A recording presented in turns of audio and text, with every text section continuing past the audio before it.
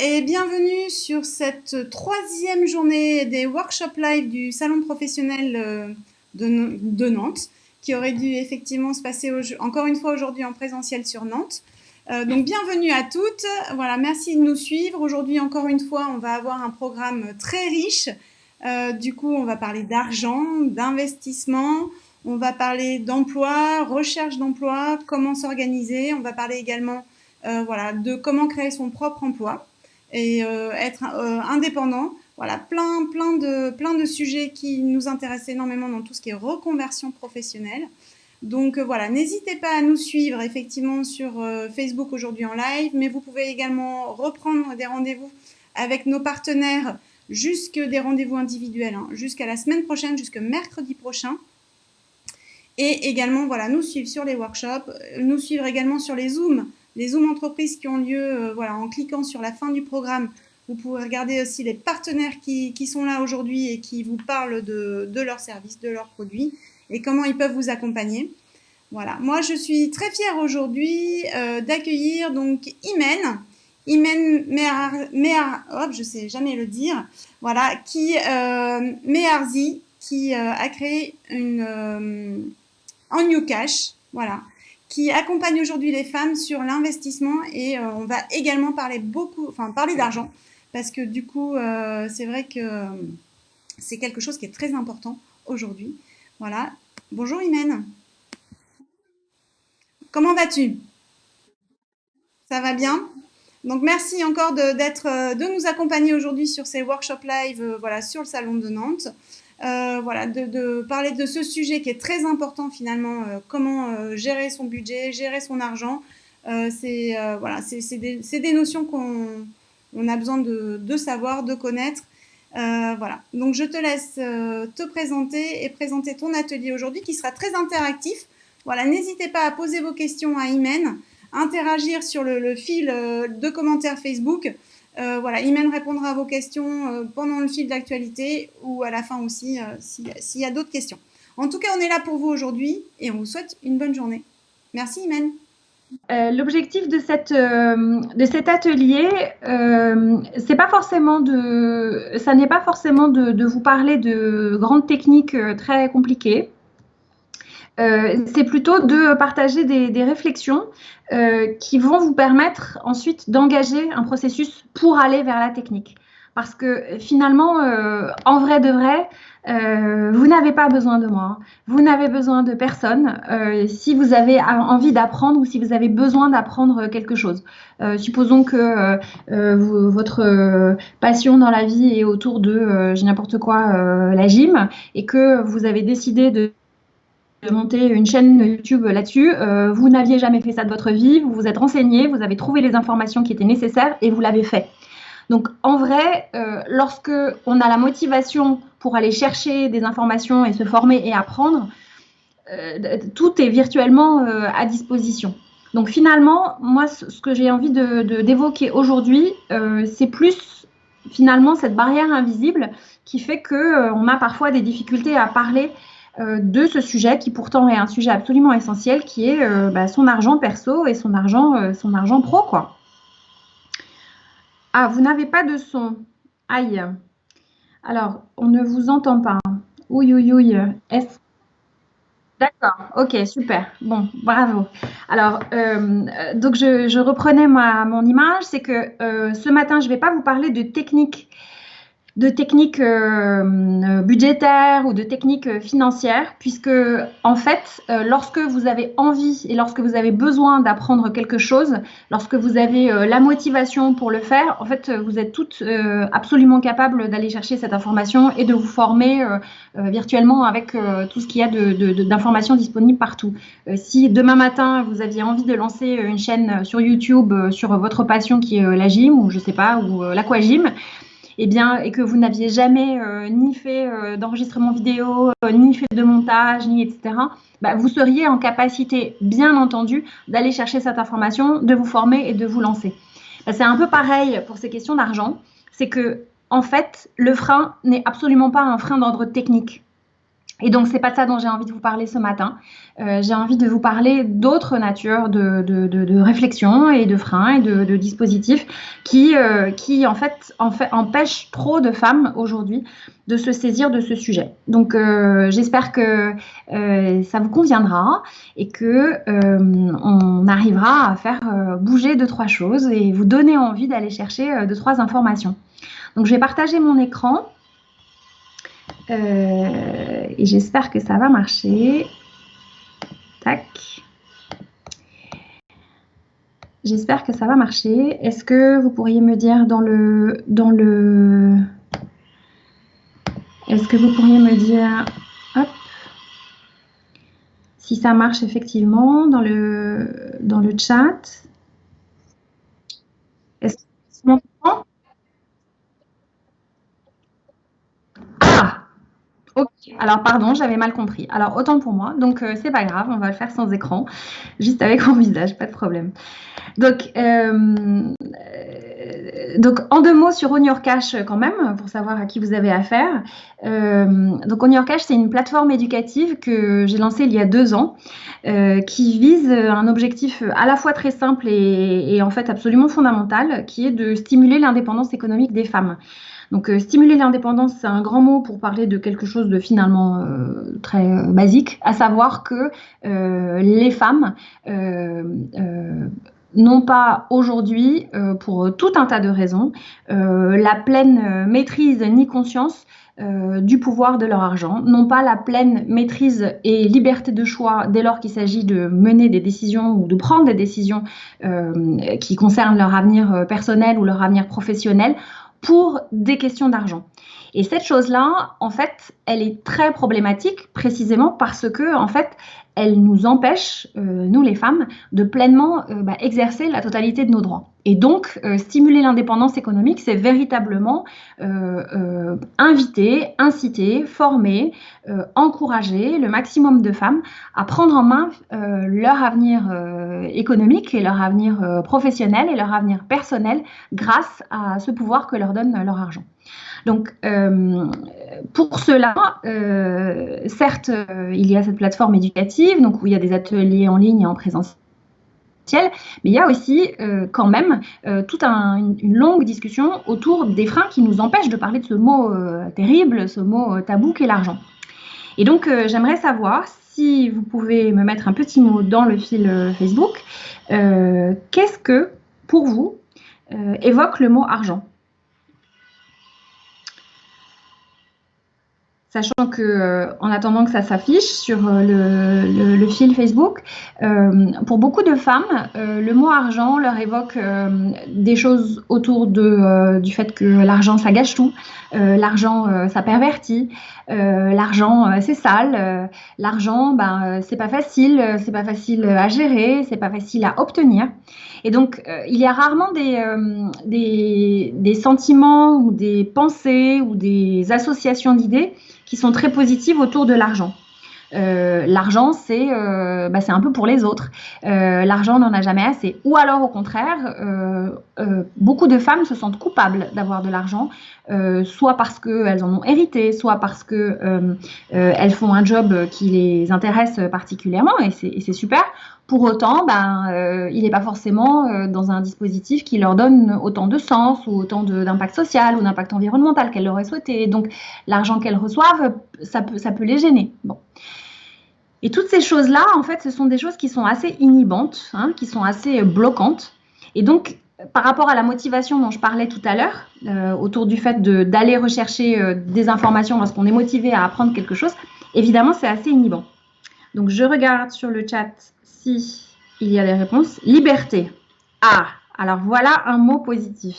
Indépendance. Absolument. Se faire plaisir. Waouh. Un sujet de préoccupation. Absolument. Liberté. Ok. Tabou, évidemment. Inquiétude aussi. Alors, c'est extrêmement intéressant parce que vous le voyez, en fonction des personnes, il est probable que certains des mots que j'ai évoqués résonnaient aussi et que vous n'avez pas forcément voulu tout recopier, mais vous voyez, en fonction des personnes, le premier mot qui vient à l'esprit quand on pense à l'argent, il est quand même très variable d'une personne à l'autre. Pour autant, lorsqu'on creuse un tout petit peu, on peut chacune équilibrer sa vision de l'argent. C'est-à-dire que celles qui pensent ou qui imaginent, ou le premier mot qui leur vient à l'esprit, c'est plaisir, on peut leur rappeler que c'est aussi une garantie de leur sécurité pour demain et après-demain. Celles qui imaginent ou qui ressentent beaucoup d'inquiétude, ou beaucoup d'angoisse, ou beaucoup de culpabilité autour de ce mot argent, ou voire de tabou, c'est-à-dire qu'elles ne veulent même pas en entendre parler, on peut leur rappeler que c'est une condition fondamentale de leur liberté de choix. Je m'explique. Qu'est-ce que ça veut dire par liberté de choix ? Par exemple, je suis aujourd'hui, on est au salon de la reconversion professionnelle, donc je suis aujourd'hui dans un job qui m'intéresse moyennement, je dirais. J'ai envie de me former, pour pouvoir changer d'horizon, changer d'avenir et changer de domaine ou de secteur professionnel. Bon. Sauf que la formation que j'envisage, en fait, elle ne rentre pas forcément dans la prise en charge de toutes les formations auxquelles j'ai droit normalement. Et donc, il va falloir que je trouve un financement significatif pour pouvoir me payer cette formation-là. Bon. On est bien d'accord que si vous avez suffisamment d'épargne de côté pour pouvoir, et d'épargne personnelle, je ne parle même pas d'épargne du ménage ou de votre couple ou de votre famille, mais d'épargne personnelle pour vous dire, en fait, moi, cette formation, elle m'intéresse et qu'elle me soit payée ou pas, en fait, c'est pas mon problème. Moi, j'ai envie d'aller là, j'ai besoin d'aller là, j'ai décidé d'aller là, ça me paraît fiable, je l'achète, je la prends parce que je décide d'investir en moi et dans mon avenir professionnel. Vous voyez bien que là, le paramètre argent, il sert à exprimer votre liberté de choix. Pourquoi est-ce que je parlais de la distinction mon argent à moi versus l'argent de la famille? C'est que on a toujours dans cette question de la culpabilité, j'entends souvent des femmes qui cherchent à se reconvertir ou qui cherchent à changer de job simplement ou voire à entreprendre et qui se disent oui mais en fait c'est très risqué. C'est trop risqué et j'ai peur de mettre ma famille en danger. J'ai peur des conséquences que ça peut avoir sur ma famille et donc je ne peux pas me permettre de. Et alors cette fameuse phrase « je ne peux pas me permettre de », elle est terrible. Elle est terrible parce que là encore, pour moi, si on revient à qu'est-ce que vous évoque l'argent, à savoir cette question de la liberté, c'est aussi la liberté d'être. Hein. C'est aussi la liberté d'être qui vous aspirez à être ou à devenir. Et donc, si vous n'arrivez pas à mener une réflexion en vous disant « Ok, je contribue à protéger ma famille, peut-être que je suis seule, peut-être qu'on est à deux, peut-être qu'on est à plus, peu importe, pour pouvoir mettre ma famille en sécurité, me protéger, penser à leur avenir, etc.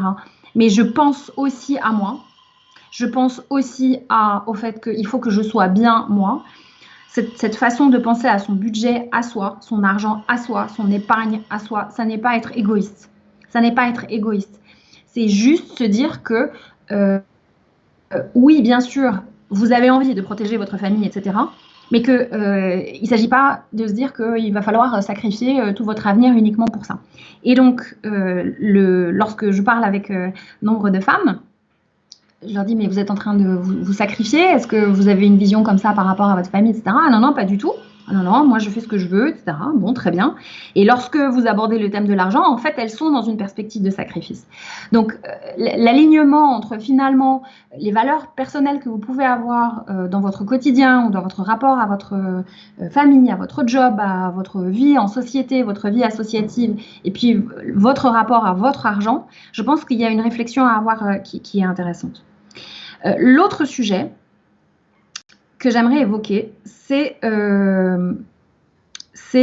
cette question d'inégalité. Alors, l'inégalité, l'une des personnes, Nadège l'a évoqué à l'instant, inégalité salariale femmes-hommes, bien sûr. Sauf que, en fait, c'est plus large que ça. Je m'explique.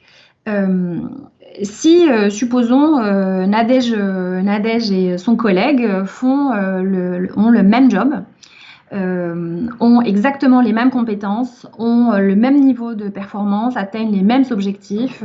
Supposons qu'ils sont tous les deux commerciaux en entreprise et que donc, en fait, leur performance, elle est de manière un peu mécanique évaluée sur le chiffre d'affaires qu'ils ramènent chaque année à leur entreprise. Donc, il n'y a même pas d'évaluation subjective. Donc, supposons c'est quelque chose de très objectif. Très bien. Chiffre d'affaires, pourcentage du chiffre d'affaires, c'est ça la performance. Très bien. La question fondamentale à se poser, c'est une fois que cet argent est versé, une fois que ce salaire est versé à Nadège et à son collègue, qu'est-ce qu'en fait Nadège et qu'est-ce qu'en fait son collègue? Et c'est là tout le sujet. C'est que si vous avez le comportement de beaucoup de gens en France, beaucoup de femmes en France, vous allez bien sûr épargner un pourcentage relativement significatif des revenus. Juste pendant le confinement, ça a été effectivement un moment assez extraordinaire où il y a eu des milliards et des milliards qui ont été épargnés de fait. Mais les Français et les Françaises sont l'un des pays qui épargnent le plus au monde, donc c'est quelque chose c'est une habitude qu'on a très largement. Très bien. Mais épargner, ça veut dire quoi? Ça ne veut pas juste dire je mets l'argent sur mon compte courant ou sur mon livret A ou sur mon assurance vie et j'attends que ça se passe. Il y a plein de façons d'épargner. Et si je reprends l'exemple de Nadège et de son collègue, il est possible que si Nadège et son collègue ont exactement le même salaire et mettent de côté exactement le même montant tous les mois, pendant 10 ans, okay, supposons, ils sont parallèles, en fonction de la façon dont vous allez épargner, donc je ne parle pas du montant qui est épargné chaque mois, je dis qu'est-ce qu'on en fait. Si Nadège, comme beaucoup de femmes se disent qu'elle veut un placement sans risque, elle veut protéger sa famille, elle veut protéger son avenir, elle entend les discours des banques, des assurances, de la société où on vous dit très largement qu'il faut vous protéger, que c'est très compliqué, qu'il faut penser à demain, qu'il faut que vous vous protégiez, et encore, que c'est très compliqué, et encore. Eh bien, Nadège va probablement ne prendre aucun risque, puisqu'elle va considérer qu'elle ne peut se permettre de prendre aucun risque. Et donc, elle va mettre son argent dans des placements qui vont lui rapporter au mieux du mieux entre 0% sur son compte courant, c'est-à-dire pas un placement, et qui en fait net de l'inflation revient à perdre de l'argent, mais ça, je passe. À même pas 1% sur son livret A, et si elle est un tout petit peu plus sophistiquée, qu'elle a été un peu mieux conseillée, elle va mettre son argent sur de l'assurance vie, et au fur et à mesure des années, ça va lui rapporter entre 0 et 1,5, 2% à tout casser, mais max de max par an. Okay. À côté de ça, et donc elle va finalement avoir juste l'argent qui s'accumule, mais très très peu d'intérêt finalement par rapport à ça. Bon. Alors qu'elle aura fait beaucoup d'efforts pour épargner. De l'autre côté, son collègue, il est possible qu'une partie de cette épargne, parce qu'il aura considéré que cet argent, il va le placer pour dans 10 ans, pour dans 20 ans, pour dans 30 ans, et que donc, entre guillemets, il peut se permettre de prendre un peu plus de risques, eh bien cet argent-là, il va en partie le placer dans des instruments financiers un tout petit peu plus risqués, et qui donc auront la possibilité d'être un tout petit peu plus rentables. Et par le mécanisme des intérêts composés, enfin des intérêts qu'on réinvestit d'année en année, en fait, là où la courbe de l'épargne progressive de Nadège va faire ça, au fur et à mesure de tout l'effort d'épargne qu'elle aura fait, il est possible que par rapport à cette courbe, la courbe d'épargne de son collègue va faire ça. Et donc, en fait, au-delà des inégalités salariales, il y a des inégalités qui sont absolument invisibles et qui sont tues, qui sont pour le coup vraiment tabous, mais alors vraiment tabous, dans la série des tabous autour de l'argent, qui est le fait que par manque d'information, par méconnaissance, on ne dit pas assez aux femmes, et donc je vous le dis avec force aujourd'hui, que en fait, vous êtes en train de vous tirer une balle dans le pied pour votre avenir et vos perspectives et vos choix de demain et d'après-demain, en n'étant pas suffisamment bien conseillé sur le fait qu'aujourd'hui, en fait, vous pouvez vous permettre plus de risques que vous ne l'imaginez. Et ça, quand on en prend conscience, c'est juste incroyable. Pourquoi? Parce que si, au lieu d'avoir un patrimoine qui va progressivement arriver, supposons, à 100, quelle que soit la base de départ, au bout de 10 ans, supposons, bah, là, la perspective, c'est d'avoir 120, 130, 140. C'est de ça dont on parle, hein, en ayant un type de placement un peu différent et en étant correctement conseillé. Donc, ce tabou-là, il me paraît éminemment plus grave pour les femmes. Et en fait, il est significativement, encore une fois, méconnu et pas correctement abordé. Donc, ce que je vous invite à faire à l'issue de cet atelier, quelle que soit la nature de vos projets, personnels ou professionnels, c'est vraiment à prendre rendez-vous avec votre banquier ou avec votre banquière et puis à faire le point avec lui ou avec elle. Et ils sont là vraiment pour répondre à vos questions. Et s'ils ne répondent pas à vos questions, eh bien, changez-en, hein, j'ai envie de vous dire, en disant, voilà, moi, je gagne tant par mois, j'ai envie de faire ça et ça et ça, j'ai envie d'aller vers tel et tel et tel projet, j'ai envie d'acheter une maison dans 10 ans, j'ai envie d'aller vivre au bord de la mer, j'ai envie de reprendre une boîte dans 5 ans, j'ai des enfants qui grandissent, j'ai envie de les envoyer faire des études à l'étranger, etc. Et donc, qu'est-ce que vous me proposez en termes de placement qui va me permettre d'accélérer la croissance de mon patrimoine et qui fera que je vais pouvoir atteindre mes objectifs plus vite. Et ça, c'est à vous d'aller les voir, mais c'est à eux de vous proposer des solutions. Hein.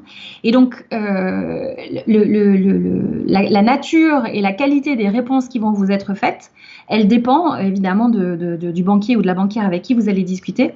Mais fondamentalement, si vous ne comprenez pas ce qu'il ou elle vous raconte, changez-en. Voilà, c'est ça le message fondamental que j'ai envie de vous faire passer aujourd'hui.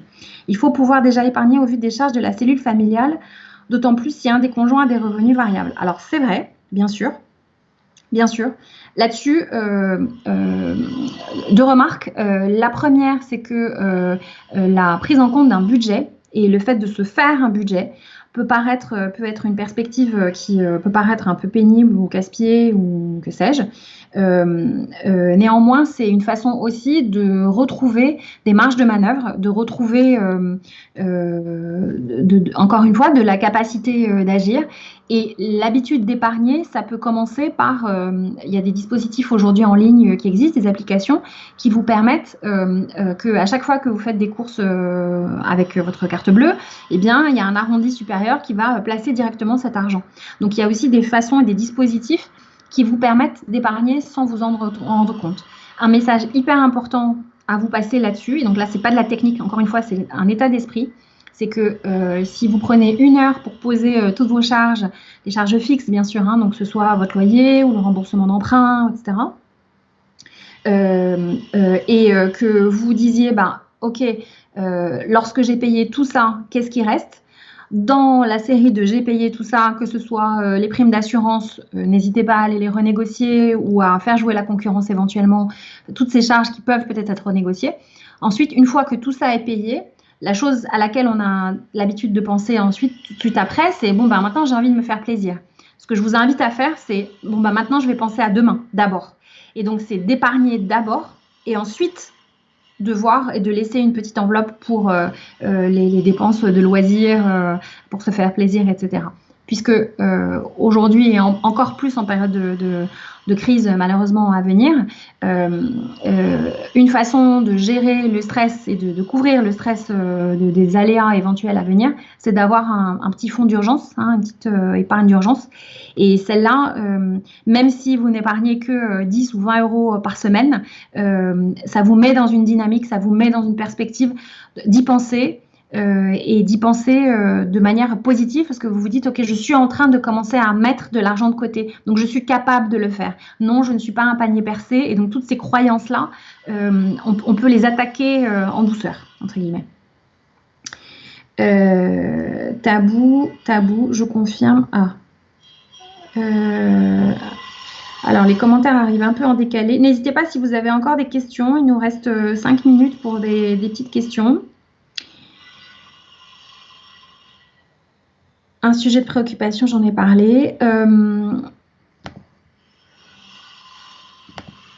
N'hésitez pas pour les questions. Hop. De toutes les façons, si vous avez encore des questions, n'hésitez pas à aller sur la page de ce chat. Et puis moi, je vais continuer à répondre à quelques-unes encore pendant 10-15 minutes, et donc jusqu'à 45. Et sinon, évidemment, avec plaisir pour venir participer à un de nos webinaires en ligne qui sont gratuits pour continuer la discussion. Et là, vous pourrez voir mon écran. Donc, je ne vois pas de nouvelles questions. Il n'y en a pas. D'accord. Donc, je reprends quand même les messages clés. C'est que, votre argent, l'une des réflexions, c'est qu'est-ce que vous feriez si vous arriviez à changer une ou deux croyances que vous avez là-dessus? Quel objectif vous arriveriez à atteindre? Et donc, commencez à imaginer une autre vie avec d'autres croyances que celles que vous avez aujourd'hui. Et donc, c'est juste un exercice d'imagination, mais en tout cas, ça permet d'ouvrir des perspectives. Et deux, de vous dire que il n'y a aucune limite à votre capacité à comprendre ces sujets-là. Ne laissez personne, banquier, médias, magazine en ligne, je ne sais pas quoi, ne laissez personne vous dire que vous n'êtes pas capable de le faire. Ça n'est pas vrai. Vous êtes absolument capable de compter, de gérer un budget, etc. pour autant que vous ayez les bonnes informations. Pour pouvoir avoir les bonnes informations, c'est comme l'histoire de la chaîne YouTube de tout à l'heure. Pour avoir les bonnes informations, il faut être un tout petit peu motivé à aller les chercher. Pour être motivé à aller les chercher, encore une fois, c'est de repenser à vos objectifs. Pourquoi? Quelle est votre motivation à aller prendre en main ce sujet de l'argent, reprendre en main le sujet si éventuellement vous avez des difficultés financières. Je signale quand même au passage que les questions de prévention des difficultés financières ne sont pas du tout anodines. Et donc, n'hésitez pas à aller jeter un œil à une association que j'apprécie beaucoup qui s'appelle Crésus et qui fournit tout un tas d'outils gratuits en ligne et du soutien et du conseil gratuit pour les personnes qui ont des difficultés sur ce sujet et aussi de la prévention contre le surendettement, donc vraiment, et du traitement même du surendettement. Donc, n'hésitez pas.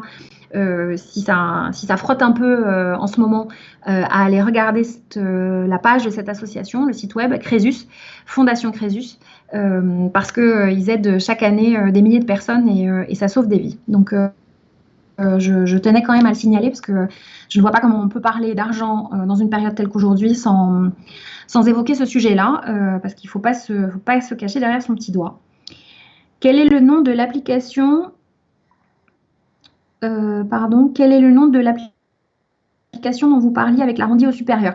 Dès qu'on finit le chat, je vous mettrai le lien en réponse à ce commentaire. Ok, je vous la recherche.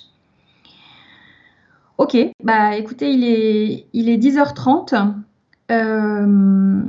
Placer dans l'immobilier est-il encore rentable? Grande question, l'obsession de l'immobilier. Ça dépend. Ça dépend,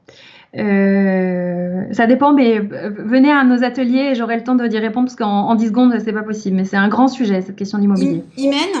Ouais. Alors, merci beaucoup pour cette intervention. Je t'en prie. Et je vais répondre aux messages... Je vais répondre aux messages auxquels j'ai pas eu le temps de répondre dans le chat. Ok, ça marche. Parce que là, il n'y a plus le temps. Donc, mais merci beaucoup à tous. C'était super intéressant. Effectivement, l'argent, ça fait parler. Et du coup, c'est bien d'en parler aussi. Voilà. Donc, merci beaucoup. J'ai mis l'adresse de ton site sur le lien. Et voilà, n'hésite pas à laisser aussi tes commentaires sur le chat, effectivement, Facebook. J'y vais tout de suite. Merci beaucoup, Imen. Je te dis à très vite. Bonne journée.